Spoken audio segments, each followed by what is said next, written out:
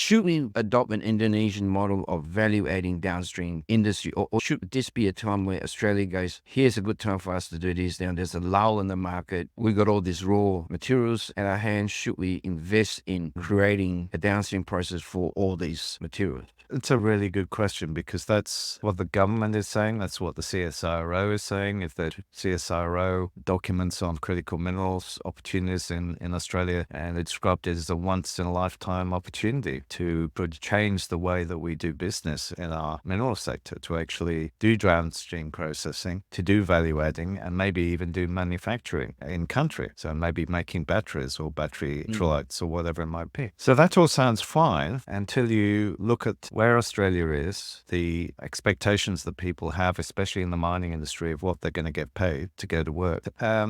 And energy. Now, the reason why Indonesia has stolen the nickel chalice from the rest of the world is because they, first of all, have invested, or the Chinese have invested in an industrial complex that's 10 times bigger than Kwinana. And secondly, that they're using poor quality coal, and they're burning that to create low cost energy, which is something that we wouldn't do. In order to compete with the Indonesians, for example, we would have to behave more like them. And if we say we're not prepared to do that, then that immediately means we're not in the game anymore, because they are prepared to do that and we're not. And unfortunately, there is no concept of green nickel out there in the marketplace. You get no premium for making nickel in any other way, one way or another.